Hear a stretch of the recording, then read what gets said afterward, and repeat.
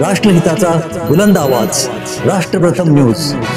आज मिरज येथे मोहरम सणानिमित्त वाजिद खतीब युवा मंच आणि आयबी ग्रुप यांच्या वतीनं स्वागत स्टेज उभा करण्यात आलं।